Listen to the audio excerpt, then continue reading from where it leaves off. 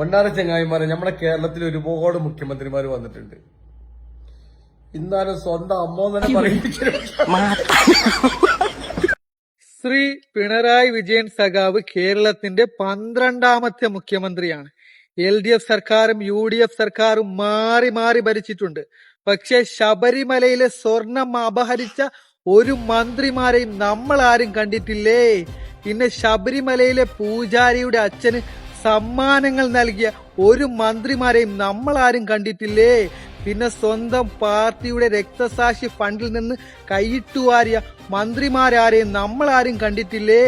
പിന്നെ സ്വന്തം പാർട്ടിയുടെ രക്തസാക്ഷി ഫണ്ട് കൈയിട്ടുവാരിയ നേതാവിനെ ഇലക്ഷന് നിർത്തിയ മന്ത്രിമാരെ നമ്മൾ ആരും കണ്ടിട്ടില്ലേ.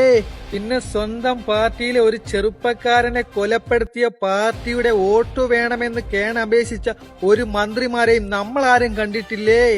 പിന്നെ കൊലപ്പെടുത്തിയ പാർട്ടിയുടെ കൂടെ ചേർന്നുകൊണ്ട് ഇലക്ഷൻ പ്രചരണം നടത്തിയ ഒരു മന്ത്രിമാരെയും നമ്മൾ ആരും കണ്ടിട്ടില്ലേ. പിന്നെ ന്യൂനപക്ഷങ്ങളെ വർഗീയവാദികളെന്ന് മുദ്രകുത്തിയ നേതാക്കളുടെ കൂടെ ചേർന്നുകൊണ്ട് അവരെ സപ്പോർട്ട് ചെയ്തുകൊണ്ട് അവരെ കാറിൽ യാത്ര ചെയ്ത ഒരു മന്ത്രിമാരെയും നമ്മൾ ആരും കണ്ടിട്ടില്ലേ. പിന്നെ മണിയാശാനുണ്ടല്ലോ, മണിയാശാൻ ഞങ്ങളുടെ പെൻഷനും വാങ്ങിച്ച് ഞങ്ങൾക്കെതിരെ കുത്തിയെന്ന്. എടാ സഖാക്കളെ, അല്ലെങ്കിൽ മണിയാശാനെ, നിങ്ങളുടെ ആരുടെയും ഔദാര്യമല്ല ഒരു പാവപ്പെട്ടവന്റെയും പൈസ, അത് അവരുടെ അവകാശമാണ് കേട്ടോ. നമ്മുടെ നാട്ടിൽ PSC എഴുതി എത്ര ചെറുപ്പക്കാരാണ് ജോലിക്ക് വേണ്ടി കരഞ്ഞത്, പട്ടിണി കിടന്നത്. അവരെ ഒന്നും മൈൻഡ് ചെയ്യാതെ ഡൽഹിയിൽ പോയി സമരം ചെയ്തു വിജയിച്ചു എന്ന് ആഹ്വാനം നടത്തി നമ്മുടെ കേരളത്തിൽ മിഠായി വിതരണം നടത്തിയ നേതാക്കളെയും നമ്മൾ ആരും കണ്ടിട്ടില്ല. പിന്നെ 2018 പ്രളയം വന്നപ്പോൾ സഖാവ് പാവപ്പെട്ട കർഷകർക്ക് ഒരുപാട് വാഗ്ദാനങ്ങൾ നൽകിയിരുന്നു, ഞാൻ നിങ്ങളെ സംരക്ഷിക്കാമെന്ന്. എന്നാൽ ആ വാഗ്ദാനങ്ങൾ പാലിക്കാത്തത് കൊണ്ട് ഒരുപാട് കർഷകരുടെ മരണവും കാണേണ്ടി വന്നു. പിന്നെ 2018 പ്രളയം വന്നപ്പോൾ 40 ലക്ഷത്തോളം മെഡിക്കൽ കോളേജിൽ നിന്ന് കാണാതായി.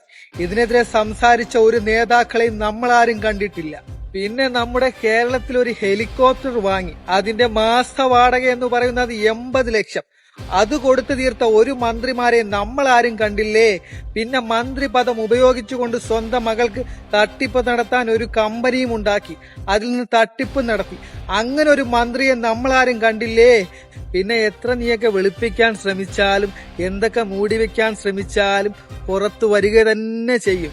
പിന്നെ നീ പറഞ്ഞ VD സതീശൻ ഗവൺമെന്റിന്റെ പൈസ എടുത്ത് ഒരു ഹെലികോപ്റ്ററിലും യാത്ര ചെയ്തിട്ടില്ല. പിന്നെ നിങ്ങൾ കൊടുക്കുന്നേക്കാളും 2 ലക്ഷം രൂപ വീതം കൂട്ടിക്കൊടുത്തിട്ടുണ്ട് പാവങ്ങൾക്ക്. വീട് വെക്കാൻ 12 ലക്ഷം വരെ വർദ്ധിപ്പിച്ചിട്ടുണ്ട്. കേട്ടോ മോനെ ശഖാവേ.